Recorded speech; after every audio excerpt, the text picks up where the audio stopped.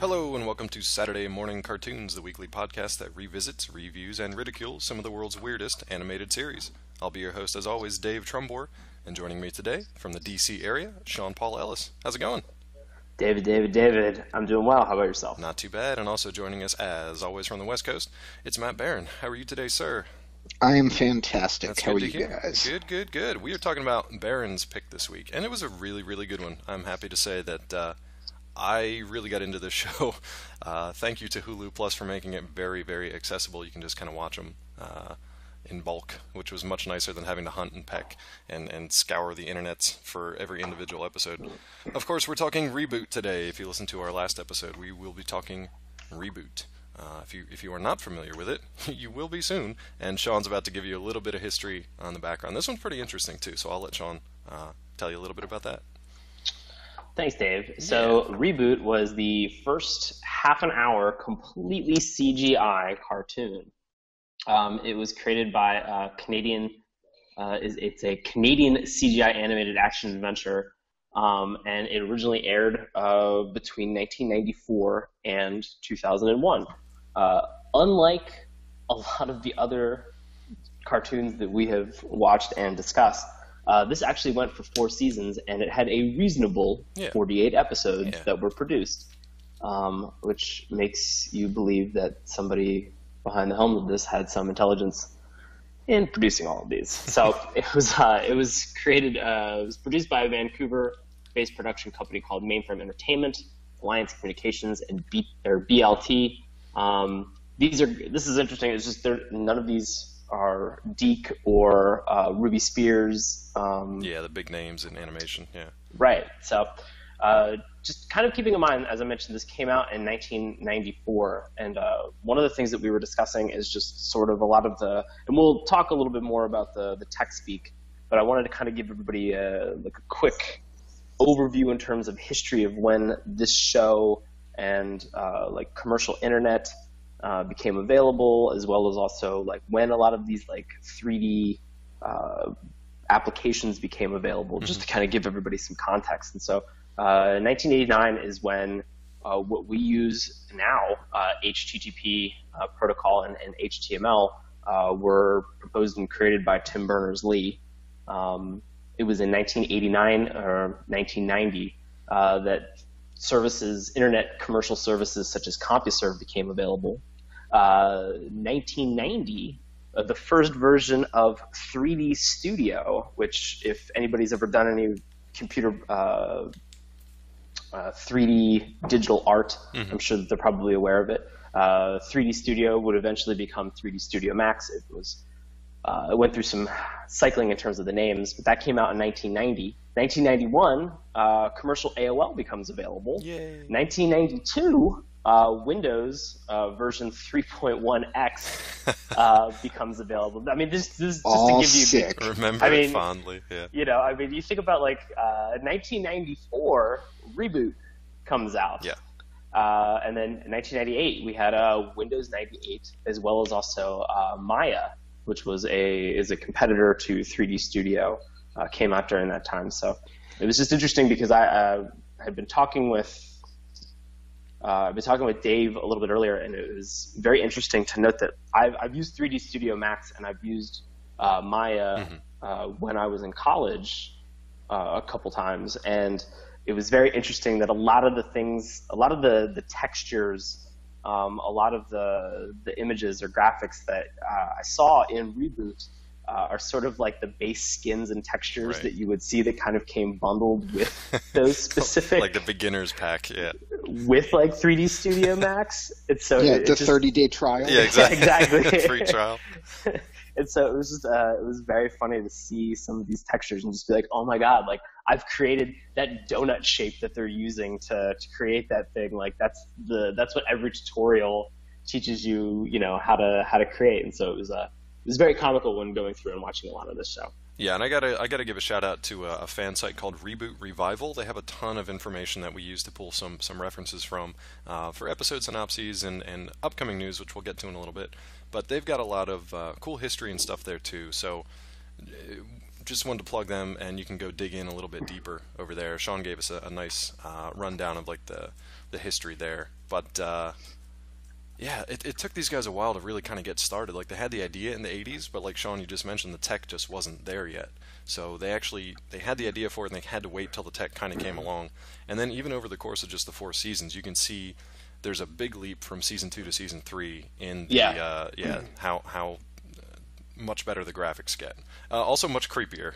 We could talk about the Uncanny Valley in a little bit too, because it does. It gets not only much creepier, but it gets much darker.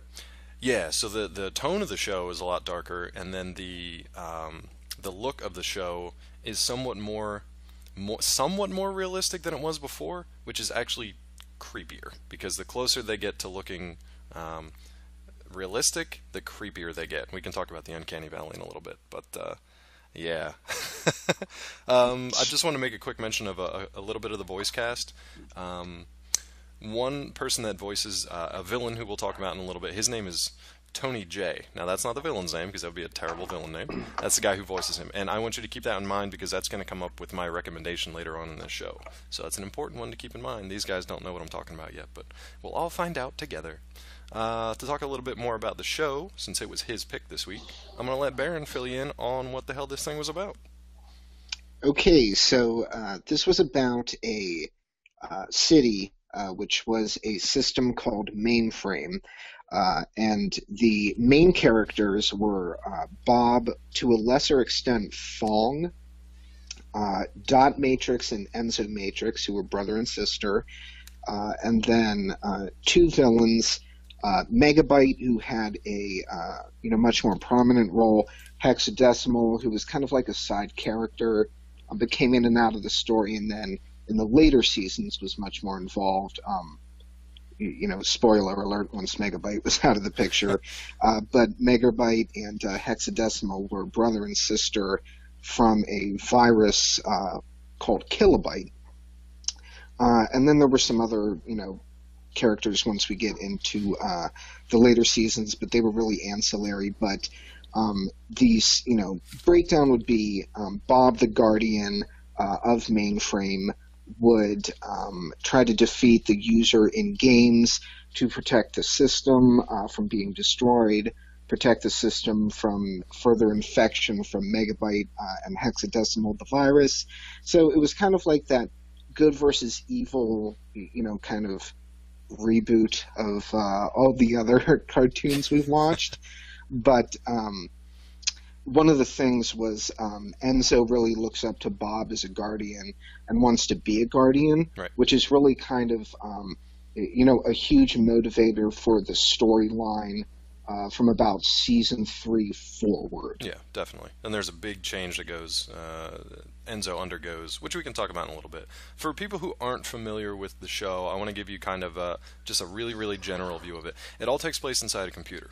So if you know Tron, it's very, very similar to that, but a little more cartoonish. Yeah, it is. Yeah, strikingly similar to Tron. Yeah. But yeah, but they have a little more fun with it. Like Tron's relatively serious, Yeah. I mean, for being inside a computer and playing computer games. No, I mean this was there were moments where they are breaking the fourth wall in this show, and they are straight mugging to the audience. They're just like, look at us. We're looking at you. All you have to watching think, us. Mike TV. Mike TV is the only character I have to talk about to get the idea of like what the tone of the show can be about. Sometimes it's basically Mike the TV was hilarious. He was pretty funny, but he's also very annoying. He was kind of like the mock announcer that you've heard on every game show or every used car lot or any sales pitch on a commercial out there. But he's kind of like. He's almost like the Deadpool of this world. He kind of just, he goes in between talking directly to the audience and back. But yeah, they do a lot of breaking the fourth wall in this. But basically, so they're in, the city, like Matt mentioned, called Mainframe. It exists within a computer. And it's not, the thing that's a little more interesting than Tron, at least to me, as I was a kid watching it, was there is a user on the other side of this computer. So this computer exists, and there's lots of theories as to where exactly it exists. Is it in a family home that everybody uses the computer? Is it some dumb little kid's computer that he plays on all the time? Is it a is it a public Exactly. computer that's in like a library? and then nobody I ever mean, updates or defrags or runs a virus? And it's just deeply clogged with pornography. Which, yeah, oddly enough, Reboot the kids show never gets into, but you can find that on DeviantArt, no problem. Why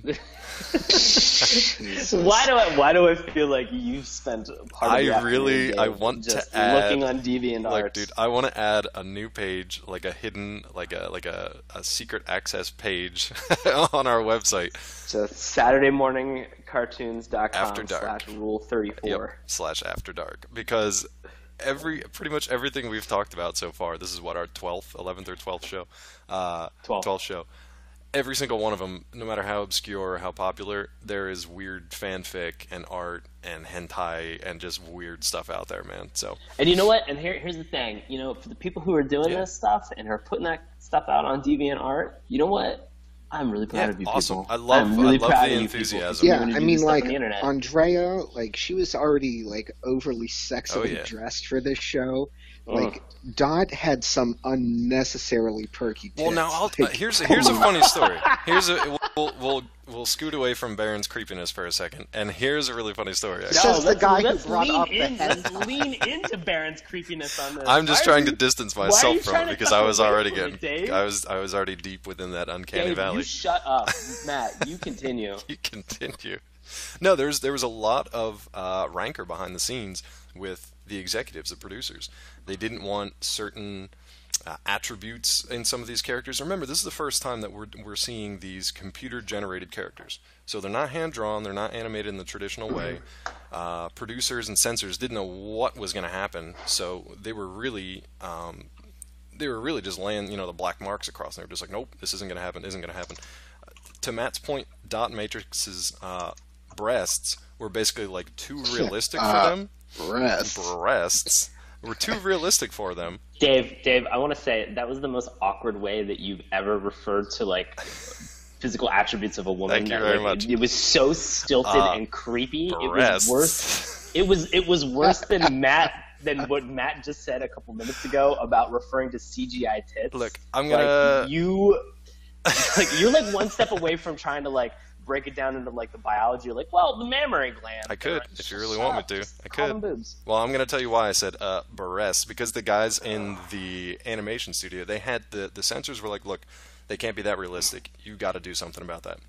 So they coined the term mono breast, which is why Dot Matrix has just like one weird cylindrical rack that goes across her chest. That's it. It's such a bizarre little like. No. Thanks to Reboot Revival for that little tidbit of information. Glad I shared it with boy. everyone today. But yeah, lots of weird censoring going on. But obviously they kind of threw that out the window once the third, fourth season came along, because like Matt said, Andrea was just kind of, she was like a cosplayer today, just kind of out there having good times. Anyway, we've super derailed. I think that actually plays into something that's pretty interesting about this show, is that there are a lot of really strong female characters in this. Like for a lot of the cartoons that we have watched, like obviously Dinosaurs, they had like God, why would you even bring that up? Why would I not bring it Oh, up boy. is another question. They had like one female character and pretty much one human female character, in the entire show. Pirates of Darkwater really had only one consistent female character. Cops had like no, other than like Whitney Morgan, the newscaster, Or the villain, yeah. Or what was it? There was I think there was Misdemeanor. actually Misdemeanor, and then I think there was actually like a female cop called like Mainframe. She was the computer hacker or some crap like that. Yeah, and then two of them were villains. It was Misdemeanor and what was the one that ended up having a romantic relationship with what's his face? Oh man, we just talked about it too. But anyway, there were two of them. Yeah. I wouldn't worry about it. It's fine. But like this show, I wouldn't. Hey, go back and listen to the episode. I'm sure it'll be in there somewhere. It's a terrible show that we're trying to really forget. bad. Just move on. All right. So like, it's like this show does a really good job, especially like in later seasons, about like from season 2 on, about like introducing, creating like a lot of very strong female characters. Well, look, I'll tell you, even in the early goings, I don't remember exactly which episode it was because I watched way too many of these, but Another point I want to make, so there's a user, he plays games. Those games impact the characters that are in this world, and it's actually a really dangerous thing. It's almost like a natural disaster to them, because if they don't win these games, that sector that the game cube kind of lands in gets wiped out, and all the residents that were in there get turned into these little slug-like things called nulls. So they get basically just wiped out of existence and turned into slugs. So no good. So they want to win the games, and that's what Bob and Dot and Enzo help them do. They're almost like a little bit more advanced AI that helps to fight against the user. Anyway, what was my point to that whole thing that you were just talking about? Oh, and so you brought up an interesting thing, and I'm going to continue to do this for the rest of the episode. What are you doing? No, I mean, you mentioned the word null, and so like if people aren't Yes. familiar with what null is, Yes, please do. All right, Yeah. it's in computer science, it's used for like an uninitialized, undefined, or like an empty value. Right. And so they use and they inject a lot of like computer science and just like kind of 80s and 90s like computer speak into this show. Yeah, And correctly so, or otherwise. it was very no. Usually it's very incorrectly, and so it frustrates. Like being somebody who writes Right. software, like watching it, I just kind of my teeth are like nothing. I was just grinding the hell You out just of got them to the take it entire as like time. I was creative like, license, "Oh." like just a lot of buzzwords for. I mean, it was for kids, so they didn't know unless they were already like into coding and stuff. They didn't really know. Right. But I want to finish up real quick on your point about strong female characters. Just real quick, one of the games that they were in, it was basically like a knights versus dragons kind of game, and there Yeah, it was like episode 3. yeah, it was really early on. And Yeah. so Bob gets in there. He reboots, which is, we should probably explain. It's this little emblem that they have on their like jumpsuits, their outfits, that They're called PIs, Oh, or boy. personal identifiers. Thank you for that, sir. Thank you for the fact check. So they touch them and reboot, and that gives them attributes, uniforms, weapons, skills, everything they need to know for that particular game, among other things. But within the game itself, when they reboot, they basically join into the game.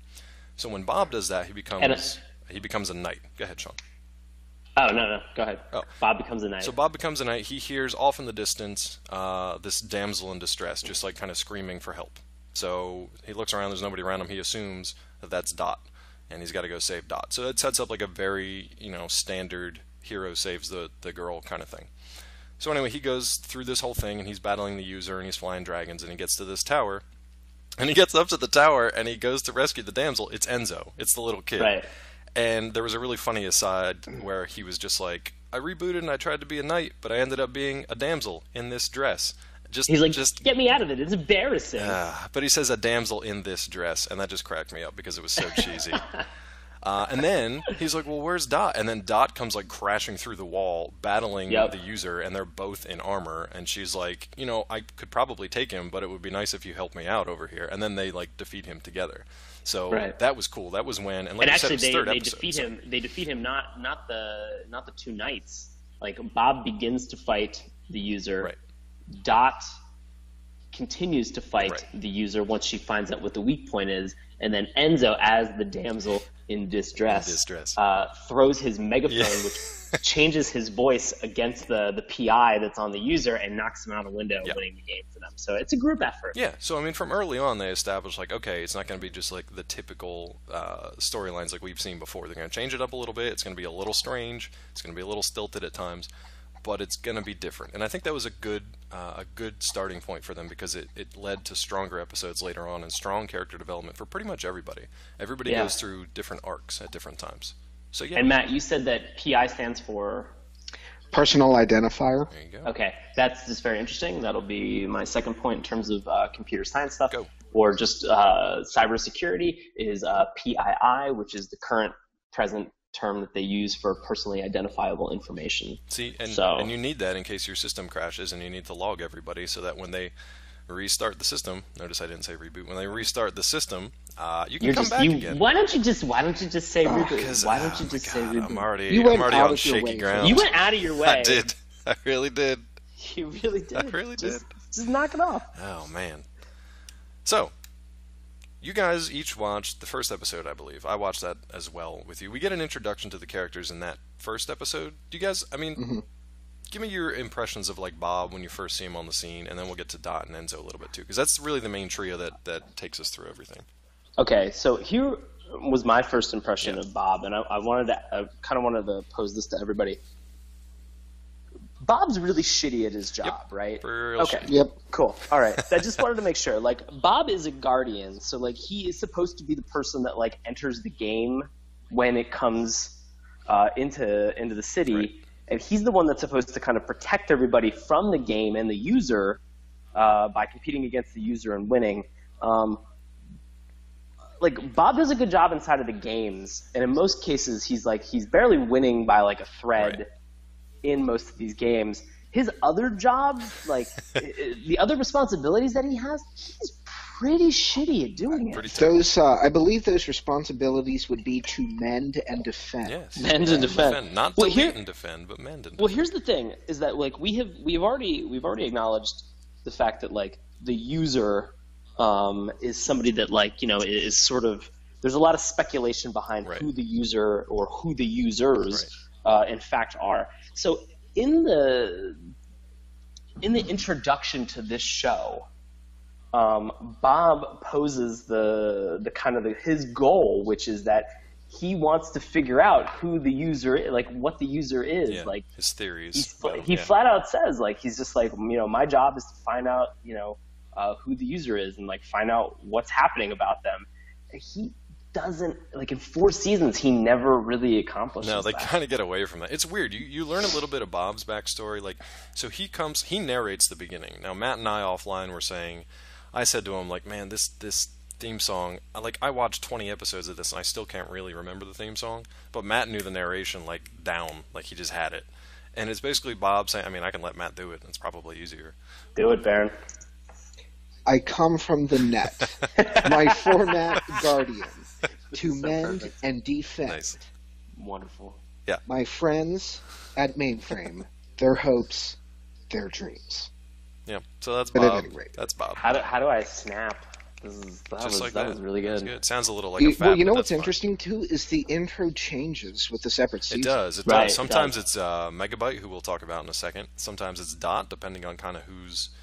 Well, depending yeah, on who's in Dot charge like or the who's later around. portion of season 3. Yeah. So that was kind of cool. And Megabyte starts it off in season 3 talking about him as the guardian, or like or him as the lead in guy around the area, of Megaframe. Megaframe. Changes it to Megaframe, yeah. So yeah, they do some interesting stuff throughout the seasons, and they keep it interesting by changing up. It's not just like, oh, here's another game, let's play it and defend it, and hopefully that we win. They change things up with either viral attacks or web encroachments or other viruses coming in, or weird sort of eccentricities within the game. So the game speed is actually at a higher rate than the normal speed within the computer. It's at an accelerated rate, and that comes into play later on too. But we should probably talk about Megabyte and Hexadecimal, since we've already talked about the heroes here for a little bit. Like Baron mentioned in his synopsis, they are brother and sister. I don't think you find that out until pretty far down the road. You find that out in season 2. And there were Late also season 2, there's twin cities. Right. Mainframe was 2 cities, and Hexadecimal lived in one and Megabyte in the other. Right. And there was like a very significant destruction of like the other city that Hexadecimal was a part of. Right. I mean, I think like more than half of it was destroyed. Now, is that Lost Angles, or is that I just was a just separate asking, is sector? that Lost Okay. Angles? I think it is, because they have different like sectors and stuff that they name. But Lost Angles, which I always loved, I love the pun of that, is just like this kind of chaotic and ruined city. And it's cool later on when you see everything restored. And that it's you like see full of nulls. Yeah, just like completely full of nulls. So everything was just kind of like voided and wiped out. And this crazy... she's kind of a virus. There's a lot of speculation about this too, about what Hexadecimal's true nature really is. Whether she's a virus, whether she was like a failed upgrade of a virus, whether she's somewhere in the middle, whether she's just like this raw power kind of incarnate, or if she's just like a force of chaos. Because she's I think Hexadecimal is easily, like, I remember watching this show a lot when I was like, through 94 to 2001. I remember watching this like a lot on television, and I like, disclaimer, I loved this show. Yeah. And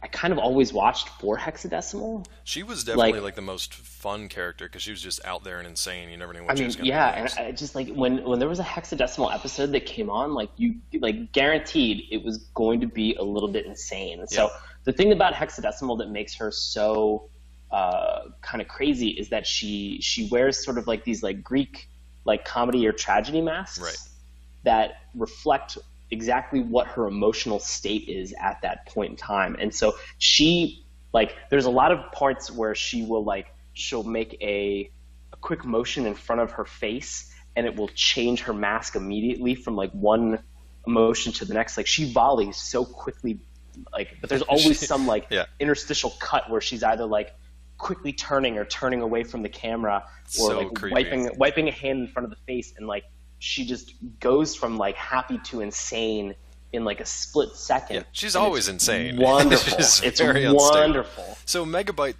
to counteract her is kind of like your more traditional villain. He just kind of like broods in his sort of like weird tower on the edge of the city, and he has his idiot sidekicks Hack and Slash, which are just like these two stupid robots that always screw stuff up. He's a little bit more traditional, but he has some cool. He gets some cool upgrades. He gets some cool moments throughout the series. Like, do they ever explain why? So, like, Megabyte is the traditional villain, and like he's the first villain that like you're introduced to in episode 1. Right. But like the weird thing is like everybody knows he's a villain. He's clearly just like, I'm the badass. Yeah. Like around here. But like he just like calls it, like he has like personal relationships with everybody where he's just like very sociable. Yeah, he's like very sociable. Like he's kind of like a kingpin. He does just like, he just he's pops like up the a Tony vid Soprano window. with mainframe. Yeah, exactly. He pops up a vid window and is just like, "Hey, Fong, what's going on? I'm probably going to attack he the pops central." up a Windows 3.1 window. Exactly. Yeah. He 100% does. So yeah, with the scroll bars. All of the vid windows that come up. Thank you, Matt, because all the vid windows that come up are almost like spot on ripoffs of Windows like 3.1x. Yep. And like it blows my mind. Like seeing that stuff like now in 2014 like makes me smile because I'm just like, oh my god, we've come so far. Like we've done such a good job of like anytime you're just like, man, my computer, and I'm running, I think I'm running like Windows 7 or something like that right now. Mm-hmm. And I know like 8.1 is out, but like whenever you're just like, God, I wish this computer would work a little bit faster. Like just watch Reboot and just appreciate the fact that we've come so far. Here's the thing: you could probably on your like your current laptop that you're running, whatever it is, you could probably slap together an episode, like a custom-made episode of Reboot, no problem. Yeah. No problem. Just running it on your own computer.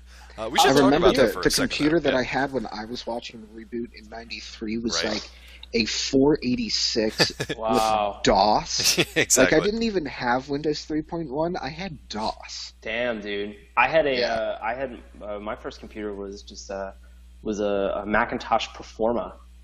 Oh, you mean Cecil? yeah, pretty much. Was it like suspended from the ceiling and go around on a track and deliver No, but drinks? it was like a giant like rectangle block. Yeah. That it was like monitor and CPU Right. like all. There was no tower. Like Right. the tower and the monitor were one thing.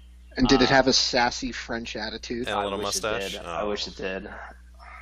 For those who aren't fans of the show, that is basically like the maitre d / waiter / bouncer at Dot's Diner. Dot's Diner. And here's point number 3. We should talk about what dot matrix means. Sure, go for it. Dot matrix is a 2-dimensional patterned array that we use for printing, or that we used to use for printing. I don't think anybody uses that anymore. Yeah, as far as nobody I know. uses dot matrix anymore. If you do, you're probably not listening to this podcast. Because what's a podcast? Right? Or you're poor. Well, that's possible. Yeah, you can probably get them on the cheap. Well, I mean, do you know hexadecimal and you know megabyte? So I mean, you can do those too if you want. So you find out. Well, I should stress this is that you find out that megabyte and hexadecimal, as we mentioned, are brother and sister, and that they are all they are from a strain of a virus called kilobyte. Yeah, which I always had a problem with them blending like biology and computer viruses because not it's hard. even close. It's not. That's well, I mean, that's obviously why they were doing that. I mean, like, Sure. there are a lot of times that they mention like megabyte. He's just like, oh, I'm going to infect things, and he would just kind of put his hand on it and infect it right away. Whether sprites or vehicles or kind of anything. That was kind of cool, actually. Yeah. Or like power suits. Yes. there's so many times that like Megabyte's just like Well, actually, yeah, I think in the first episode he was in a game with Bob and Dot, and he takes over the user's yes. It's like a pod racer. The user's almost. like spaceship or like whatever it was, but Bob actually called it like a viral infection, and I was like, that's like a little too biological for like the computer world, but I was still like, it was cool just to see like, the viruses are like infecting things and taking over system resources. Yeah, that was cool. And I think Fong actually introduces Megabyte to Bob and says that he has like infected servers in every sector of the city. So, yeah, he's basically like that so. mafioso kingpin at that point. Like that's how they kind of played him up. So like if we break it down, like kilobyte, megabyte, and then later gigabyte, when we finally get to it, those are just units of digital information. Right. And a hexadecimal, which is a slight departure from that, is just a positional number system that's in base 16. Yeah, so they basically if you don't know what base 16 is, Google it and figure it out. Just Google it. There's nobody called base 16. But yeah, they basically just took a lot of like computer terms that were like the new kind of like cool lingo to have, and just slapped them on stuff in this show. I think it works fine. The funny thing is that like, so Dave, when I was talking with you earlier, and Matt, I want you and I to pick on Dave for this. Oh, good. All the like the vid windows that like kept popping up, Dave was just like, "Oh, that looks like malware," and I was like, "No, bro, like you've never used Windows like 3.1, like what's going on here?" But I mean, to his point, like you realize like 1994 on that was like around. I mean, with commercial internet becoming available, like early commercial internet, and Matt, you brought up a good point too. There were like a lot of like BBSs, like bulletin board systems that were available that had like interconnected like documents that were available that were out there on a public internet that people could access. But it was like very rudimentary, very basic in terms of what was available.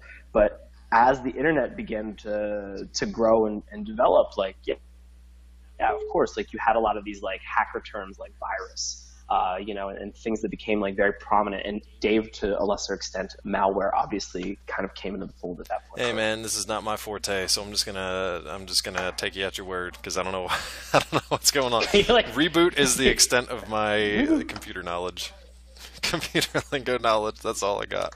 I want to give this is going to be a non sequitur, but I want to give a shout out to our friend John Helter, who I can't say the name of this show without thinking of our buddy John, who the phrase reboot and the tapping of like the chest, on his chest is a John's, Tourette's-like response. It's conditioned. It's very Pavlovian.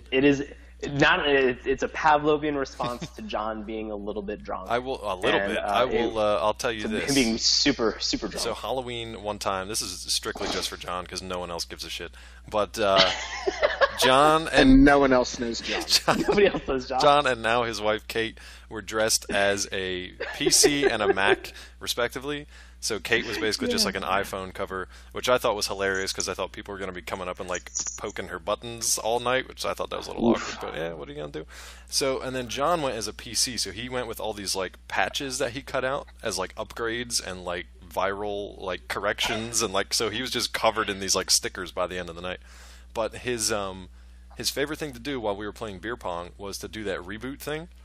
So he would just double tap his heart, like his chest, shout reboot, and then he would sink every single shot. Every time he said reboot, he would just sink a shot. It was the weirdest thing and the nerdiest thing I've seen in a long time. But he did it. He sank every shot. Reboot, and he just kept getting drunker and drunker. Good times. Nice little segue.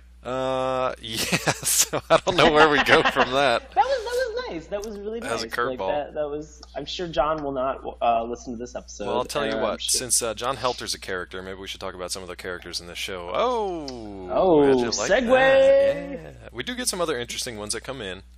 What's your guys' favorite kind of like ancillary character? Like who do you like that comes in either in later episodes or is only featured for like one episode that just kind of has like a one-off kind of thing? Who do you guys like? I really liked Mouse. You like Mouse? Okay. I think she's a fan favorite because nobody knows quite what is up with her. She's very like stylistically interesting. So why don't you tell the folks about Mouse? Well, I mean, the orange static hair was actually kind of like my favorite thing because it was really the first well, I mean, it's going to be awful. The first non-static thing about all the characters, Right. like, you know, none of their hair like basically Yeah. moved. I mean, It's kinda Andreas moved creepy. like, It's real yeah, creepy. Andreas moved like later Oh, she was in way the later later on, though. seasons. Yeah. But yeah, like Bob had dreads, and the dreads were all like blended together and didn't move. They were like purplish silver dreads that looked like just slugs on his head. They were real creepy. Ugh. Yeah. So I mean, you know, Mouse. I mean, I think she was.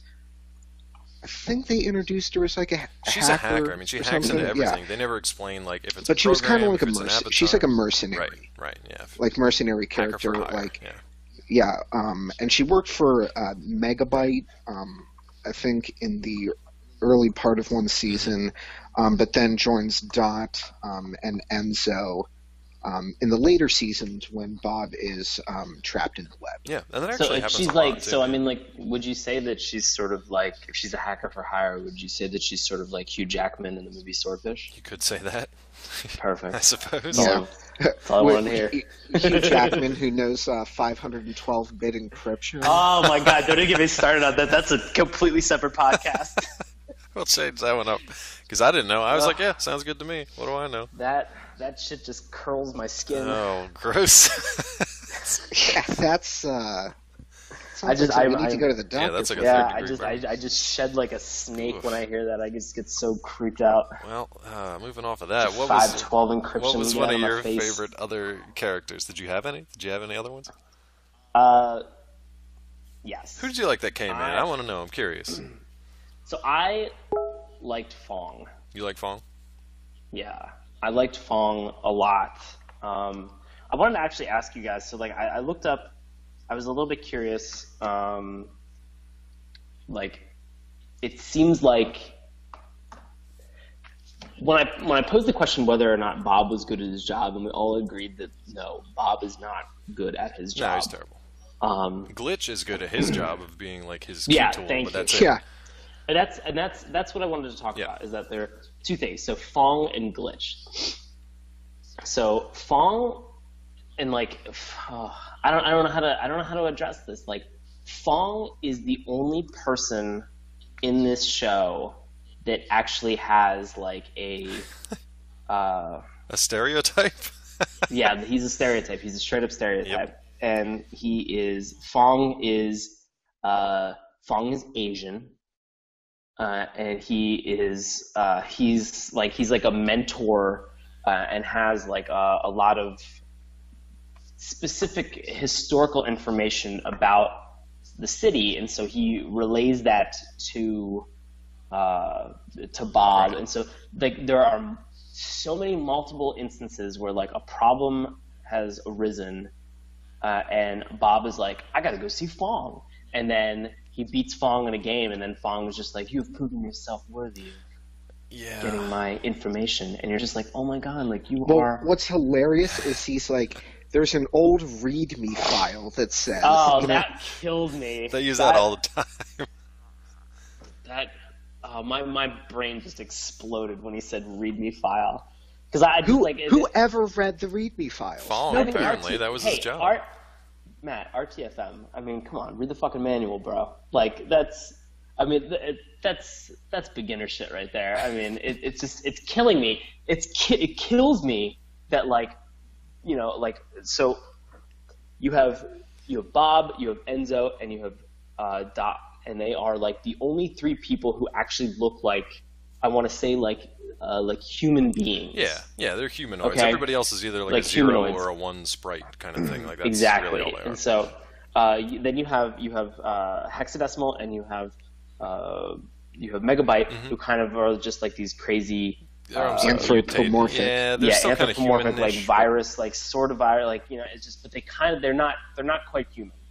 in the way that that we would Right. expect them to look. And then you have Fong, Yep. who's just like straight up Asian. Yeah. Like it's just like They do not try to hide it whatsoever. It sounds like they do not like. He kind of has like a Fu Manchu, like kind of like long goatee. His and, name's like, Fong, just, for like, Christ's sakes. Is that a technical Yeah. term at all that I don't know? No, It's it's just No. Fong. It's just- Okay. I think one they of the- spelled it like P-H-O-U-N-G or Yeah, just something like P-H-O-U-N-G. that. Yeah, too.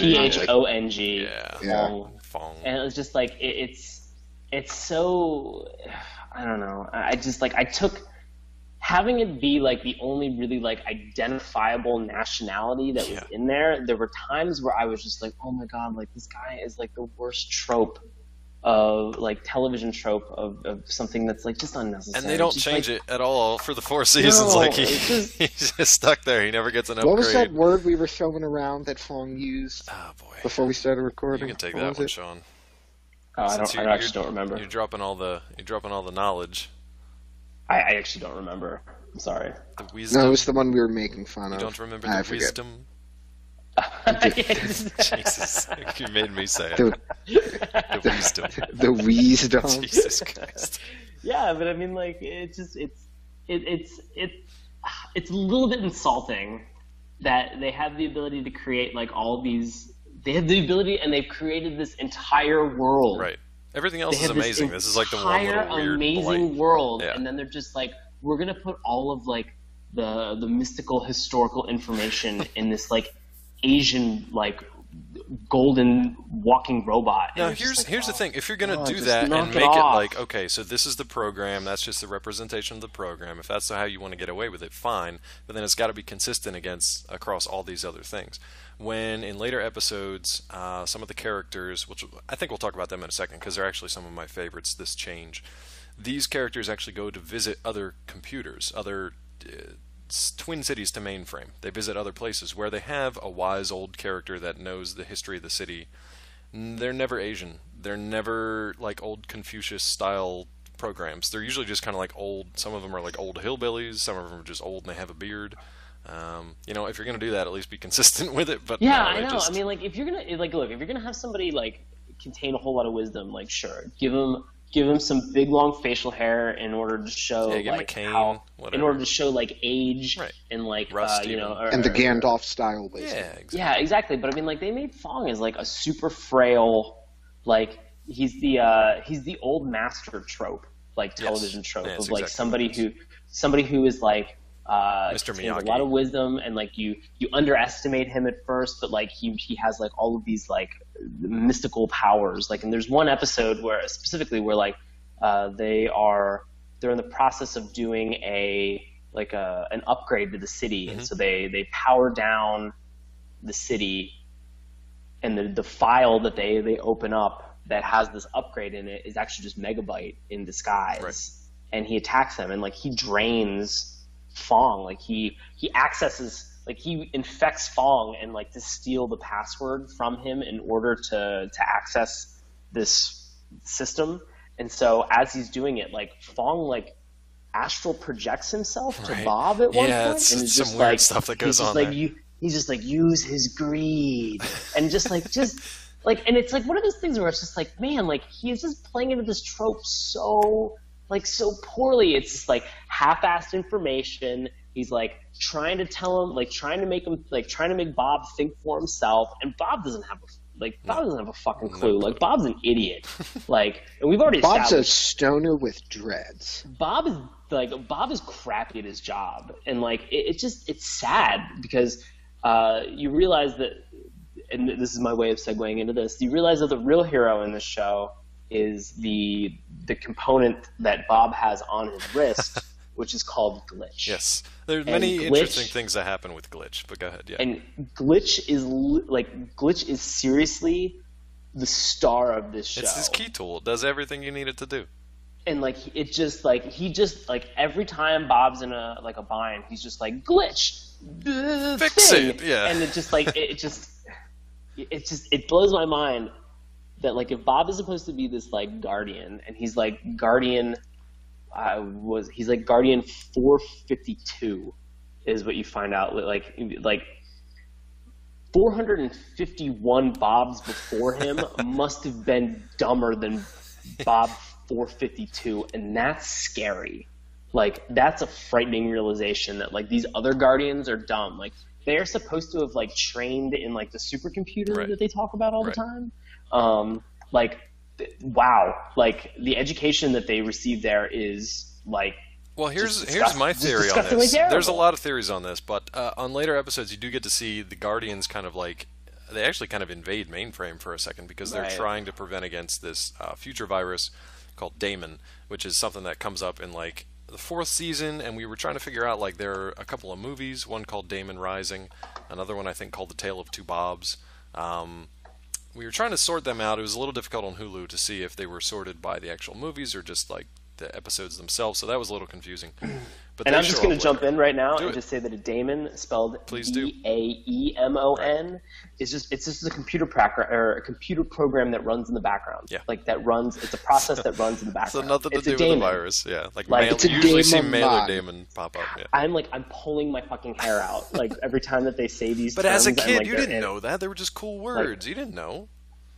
Did you know this as a kid? You didn't know this as a kid. Get out of here. This came out in 1994. Like, I probably started watching it then. Like, I was 14, 15 years old. Like, I had like a rudimentary understanding of computers. Like, it became my career. Yeah. I mean, like, I had an understanding of what was going on. Like, watching some of this stuff, I'm sure I didn't like.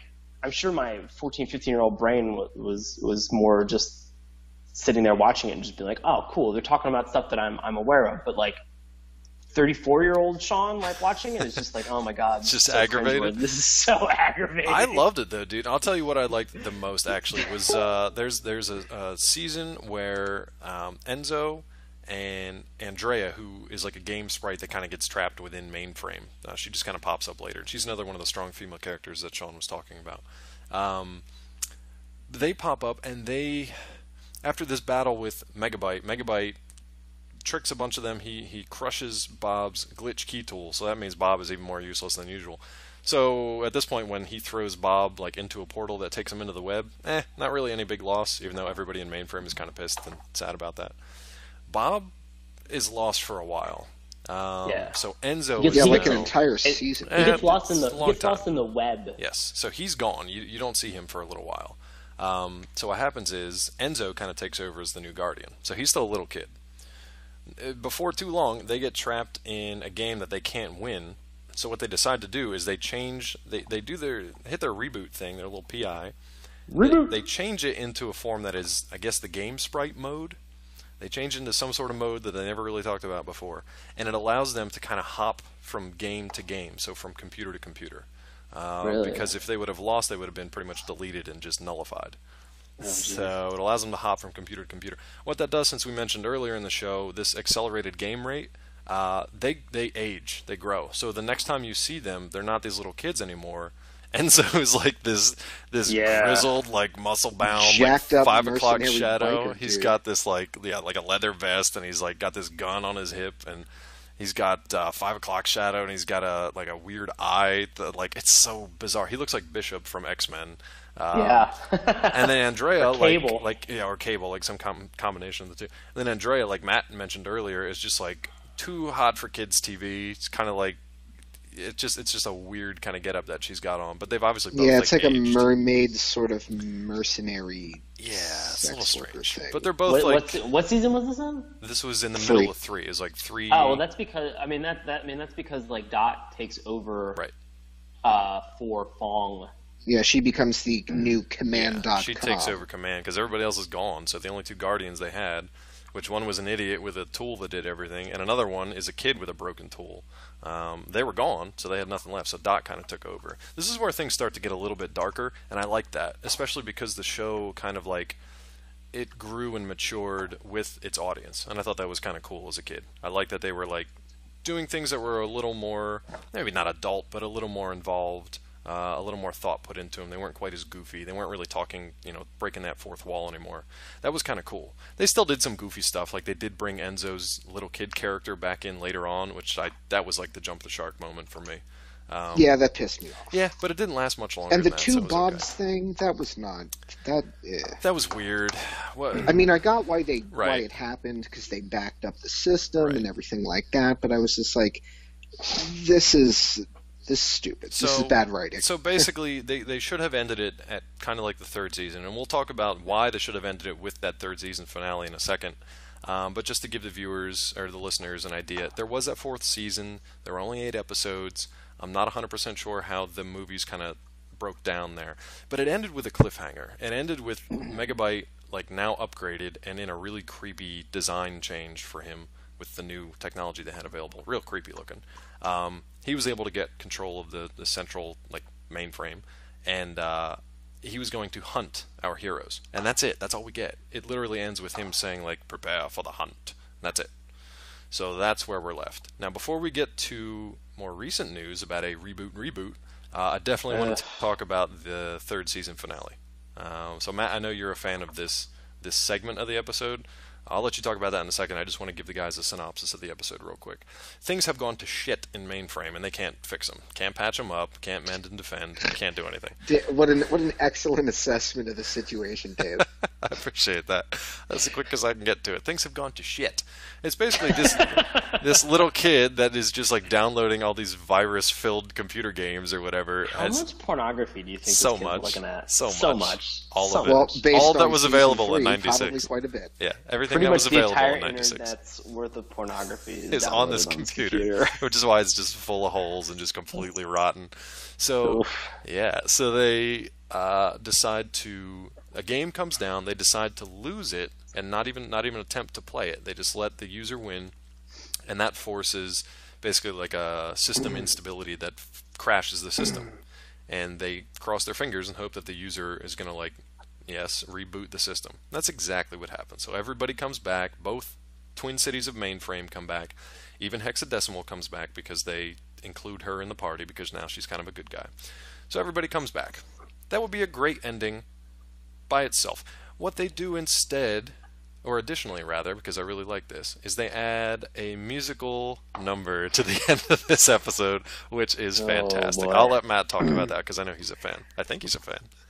So it was kind of like an opera piece, but it recaps pretty much the entire season. Yeah, or I'm sorry, the entire series. Well, more like the third season, but yeah, a lot of it. I was going to say it's about like, you know, the last little bit of season 2 and then like the whole of season 3. Right. But I mean, it was just it was really comical because there's like little things like, you know, gags in the song, like they were doing like there was like a scrolling background, and if you catch it for a second it says don't scroll any further than this, and then I'd pull it back really fast, and it's like a really just shoddy production, but exactly. on purpose, so it's really funny. Yeah, and like I mean it's just like full of kind of little gags like that, but the song was actually like really creative.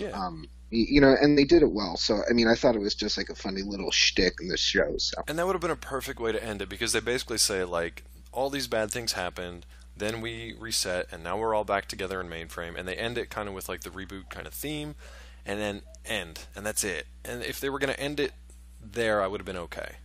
You know? And then they went forward with this fourth season that was kind of like introducing these new weird viruses and these new characters. And then they just ended it on a cliffhanger. It was kind of crap. So... I would recommend definitely watching this. Watch the first 3 seasons. If you really, really, really want to see that last season, then you can watch it too. Everything's on Hulu Plus, from what I know, and it was really easy to watch it. So check that out. And they're not a sponsor, unfortunately, but yeah, you know that's the easiest place to find them. Or you can go to our site where we're going to have links for the definitive Mainframe edition of the entire reboot series for sale through Amazon too. So if you really want to pick that up on the hard disk, you can pick that up now. Do you guys have anything else on the show before we talk about the more recent news of a reboot? Anything you know, I loved this show when it came out, like in the mid '90s. I watched it like nonstop. Yeah. And when it came out in syndication a couple years after that, I watched it the whole way through that. Yeah. I mean, I thought it was fantastic. The 4th season, I was really looking forward to that, and then it was just like terribly done, and I was like, well, this is a series of down notes for reboot, but you know, it was still fun. Yeah. Sean, anything else?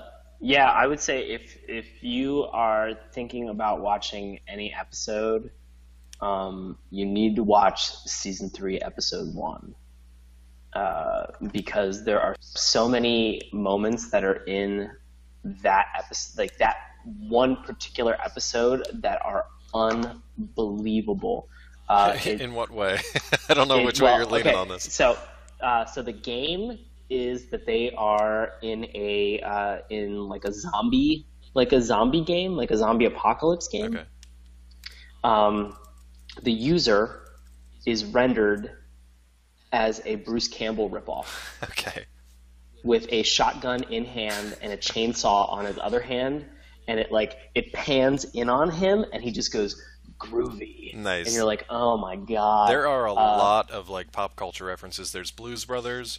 There's I talked to Sean when I first started watching this. I was like, man, the animation is like straight out of the Dire Straits video, Money for Nothing.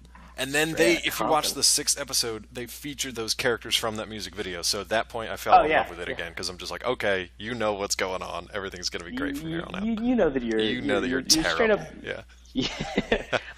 Enzo in season 3, episode 1, reboots and becomes Michael Jackson in the Thriller video. Oh, okay.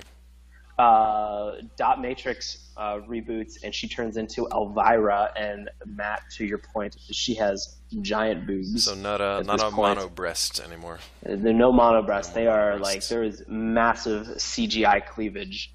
Find it on DeviantArt? Or cleavage GI. Oh, boy. So there is just there's a lot going on in that episode, and it's just it was very entertaining to watch, and just the Bruce Campbell flat out Army of Darkness Evil Dead ripoff. I was just like, oh my god, they knew, like you said, Dave, they knew what they were doing. They knew that they were campy, but they were having so much fun with it. Yeah. It made it so enjoyable. Enzo was Scorpion from Mortal Kombat 2, I think, right? That was in the episode with the game that they couldn't win. Yeah, the game's right. Yeah, that was that game. That was a Mortal Kombat ripoff. Yeah. So, I mean, they're able to inject in this game so many non sequitur pop culture references. Oh, so much fun too. So it's so enjoy. Every time they sit there and they're like reboot, you're just like, what are they going to become? Fingers crossed, something cool, something crazy. They don't disappoint. They do not disappoint. No. And it's funny, too. They have fun with it. So, like Matt said, he becomes, the Scorpion character. He reboots into Scorpion, and then he's kind of like... And he rips his mask off and, takes this big, deep breath, and he's like, man, I can't talk with this thing on. Just stupid stuff like that. But it was pretty funny. Come here! Get over here. Yeah, so pretty cool. Pretty cool stuff. Now, if you guys are interested in... the reboot, and I am reboot. I still don't know a whole lot on this. So again, I went over to Reboot Revival. They've got reboot, kind of the most up to date stuff. These guys talked with a fellow named Michael Hefferon, and I believe he's CEO or a higher up in Rainmaker Entertainment. And they seem like they're interested in a reboot. Now, this would be the year to do it because it's 20th anniversary. So unless you want to wait 5 more years to do it, I don't know. So, no, I'd like to wait. I'd like to not wait. You'd like to not wait? See, the thing is, though, there's not a lot of details on it. They say that the classic characters, they're going to include them. It's not just going to be a cameo. They're not just going to be on a billboard in the background or something. They're gonna bring the major characters in, but that they've been watching the series to see okay, what stuff can they keep? What works? What do they really need to upgrade? I don't know. I mean, I was a fan of the most recent Tron animated series that was on. Tron Legacy. I think it was Uprising. Legacy was the movie. Tron Uprising. Yeah. I'm sorry. That's Tron cool. Uprising is amazing. It was really good, and I liked the animation. I liked the story they were doing. I really liked the voice cast. I don't think that's on anymore. I think that's done. No, it only went one season. And that's the thing. It's thanks Disney XD. Disney XD. But it's if that can't succeed, and that's got Disney behind it, I don't know how a reboot is going to do. What are you going to do this day and age to make it cutting edge like it was in '94? To make it different from everything else that's out there. What they want to do is they want to have kids be able to access it through their tablets or through their iPhones to be able to have this interactive kind of thing, which you kind of have to in this day and age. But I don't know how you do that. That's the thing. I'm listening. I don't know how you do it, and that's it. That's as far as I would like to know more. Yeah, would you like to know more? Thank you. But unfortunately, that's all the details that they've said. They haven't given any actual details, just thoughts and concepts. We saw what might be an image of the new Bob, which does not look very exciting, promising, or any positive adjective. Looks like if you were to poorly 3D render Nathan Fillion's face. Yeah, and give him like in an eggplant purple. And an eggplant purple yeah. with like thick black eyebrows and silver slug hair. So I don't know. I love this series. I'd be okay if it came back and was done well. I'd also be okay if it just lived in history and it was never really. Yeah, brought it up either again. needs to remain in memory as Right. is, or come back and be better. Coming back and being worse is not going to. And play unfortunately, well. that's the way that things have gone lately. I mean, Transformers is still doing pretty well. They've got a lot of new things kind of going on. Dave, I'm sorry. No, not the movie, not the I'm movie. gonna cut you off The there, okay. cartoons, not the All movie. right. Whew. Even though they're they're not great, but they're doing okay. But like Thundercats, they tried to bring that back. I enjoyed it, but it wasn't quite the same. With Reboot, man, I don't know. I just don't know if that fan base is there, but I don't know. We'll leave it up to you guys. If they're going to do it, they really, I mean, just throwing in my 2 cents on something I'm unqualified to speak about is, they're going to, if they're going to do it, like, really, in my opinion, because they were kind of, really embracing, like, at the time, new technology, Right. For this show, they need to be embracing, new technology in the same way for this show. So, it's got to be like a lot of mobile based, instead of having the sprites, you got to have apps, shit like that. So Yeah, I mean, I can see it. It's definitely a rich area for storytelling. I just don't know if they have the resources to pull that off and to do it well. That's the only thing I'm concerned about. You know what? I'd be amenable to them giving it a shot. Yeah, I'd like to see it. I mean, Kickstart it, here's man. the thing. Whatever. I mean, like, the biggest thing that in all of these reboots, I'm okay with somebody trying.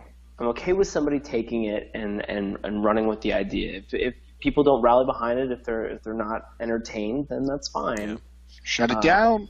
Shut it down. Here's the But, thing. I mean, yeah. really, just the big thing that I know I've stressed this before, and I want to stress it one more time, is just stop going to watch Michael Bay movies. That's going to be Sean's tagline Jeez. from now on. I am going to champion that from now on. Just stop Michael Bay. Can I ask you this? Can .com is people... the website that I Can people find you on Twitter? No, @StopMichaelBay? we're not getting there yet. Can people Can people go see the new Ninja Turtles movie, because that is produced by Michael Bay?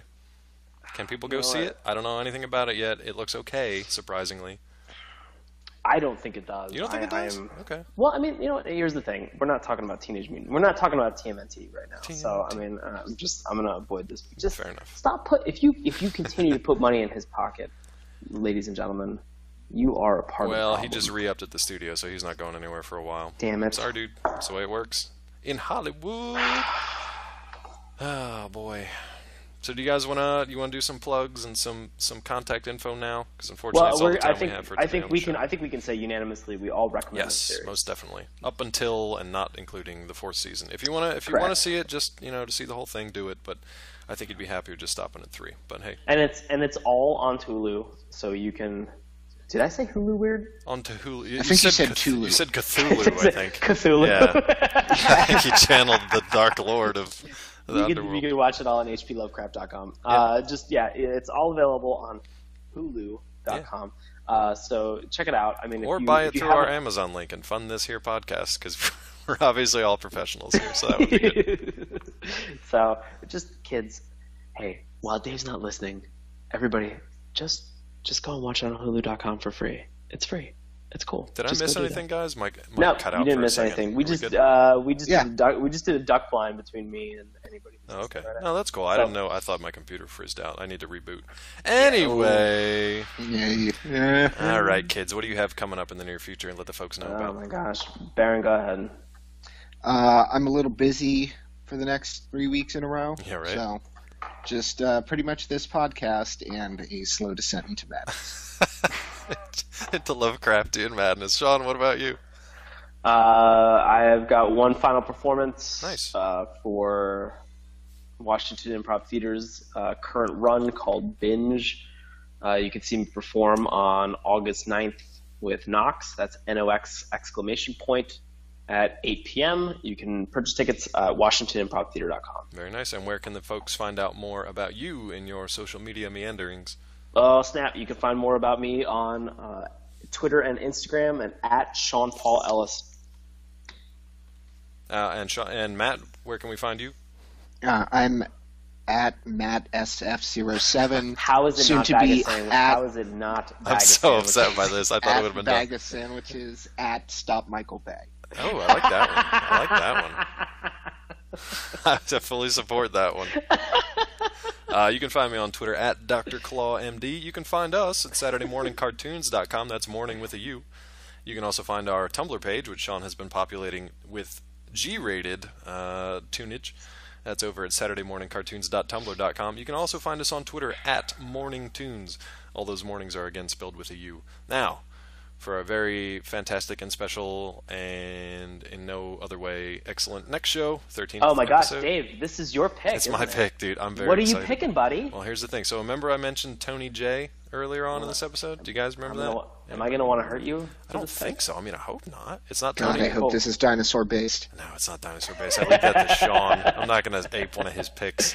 No, don't even. Nobody sent in a Dinosaurs theme. I'm very upset.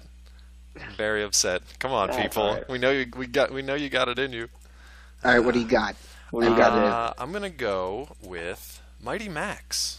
Gonna go with Mighty Max. Okay. You know, a little more obscure. Okay. It was really only like 1 or 2 seasons. Mighty Max, not to be confused with Fantastic Max or Mighty anything else. Mighty Max. Okay. It's a very different performance for Tony J. We'll get into that next week. So This will be relevant too because it's in the same time frame. Yes. It's in the 93-94 time frame, so this is perfect. And I remember it fondly. I hope it's as cool as I remember, and I hope you guys don't hate me. I hope it's not. I hope this is another Cops, and you are so. My pissed track record about is your not. It's not real good right now. This was like the Mighty Max was like the boys' version of like Polly Pocket. That's exactly right? what it was. So it was another toy created, but it was actually really good. You dick. It was good, man. But we'll get into that next week. We'll get into that, and we'll see All if the right. guys continue to let me host this show. So until next time with Mighty Max, this has been Saturday Morning Cartoons. Thanks for listening. That's what every tutorial teaches you. You know how to create, and so it was very comical when going through and watching a lot of this show. Yeah, and I gotta give a shout out to a fan site called Reboot Revival. They have a ton of information that we use to pull some references from for episode synopses and upcoming news, which we'll get to in a little bit. But they've got a lot of cool history and stuff there too. So just wanted to plug them, and you can go dig in a little bit deeper over there. Sean gave us a nice rundown of like the history there, but. Yeah, it took these guys a while to really kind of get started. Like, they had the idea in the 80s, but like Sean, you just mentioned, the tech just wasn't there yet. So they had the idea for it, and they had to wait till the tech kind of came along. And then even over the course of just the 4 seasons, you can see there's a big leap from season 2 to season 3 in the, how much better the graphics get. Also much creepier. We could talk about the Uncanny Valley in a little bit too. Because it does. It gets not only much creepier, but it gets much darker. Yeah, so the tone of the show is a lot darker, and then the look of the show is somewhat more realistic than it was before, which is actually creepier, because the closer they get to looking realistic, the creepier they get. We can talk about the Uncanny Valley in a little bit, but yeah. I just want to make a quick mention of a little bit of the voice cast. One person that voices a villain who we'll talk about in a little bit, his name is Tony J. Now, that's not the villain's name, because that would be a terrible villain name. That's the guy who voices him. And I want you to keep that in mind, because that's going to come up with my recommendation later on in this show. So that's an important one to keep in mind. These guys don't know what I'm talking about yet, but we'll all find out together. To talk a little bit more about the show, since it was his pick this week, I'm going to let Baron fill you in on what the hell this thing was about. Okay, so this was about a city which was a system called Mainframe.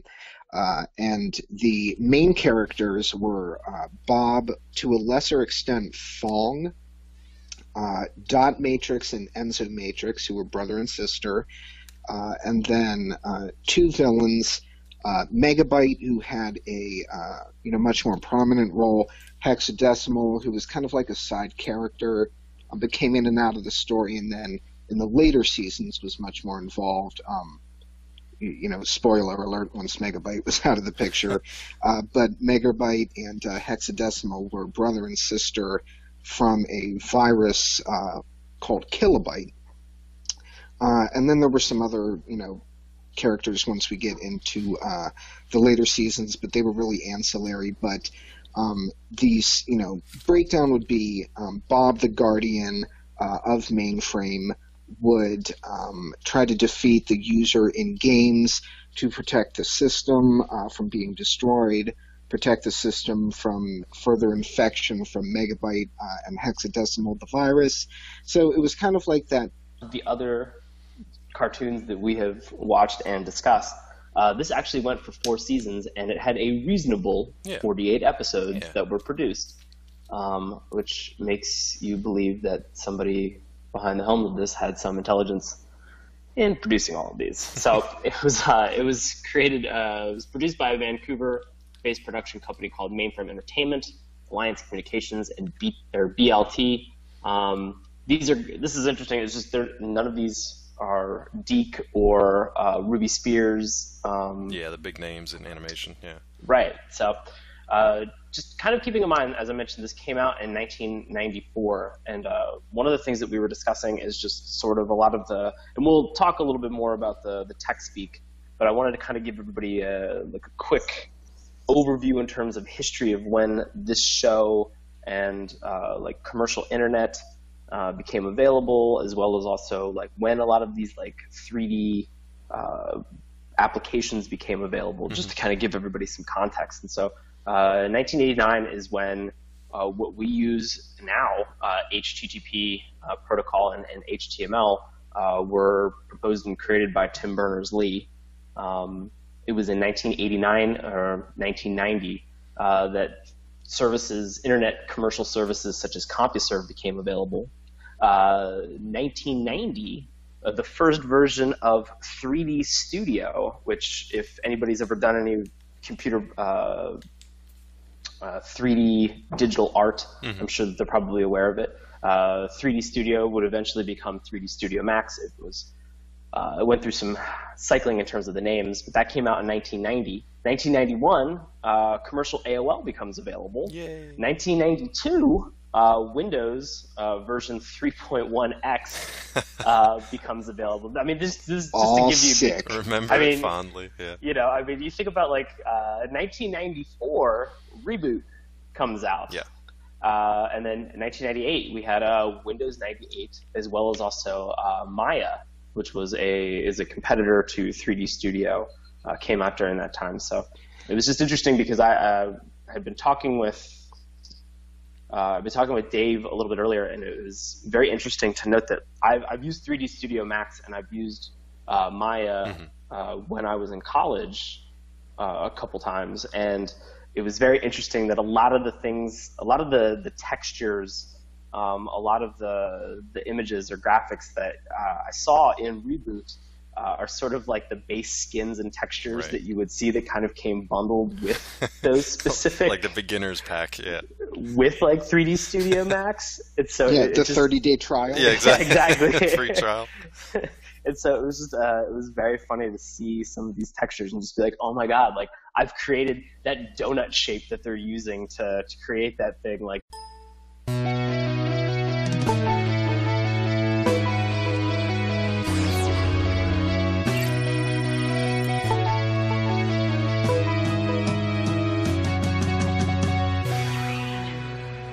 Hello and welcome to Saturday Morning Cartoons, the weekly podcast that revisits, reviews, and ridicules some of the world's weirdest animated series.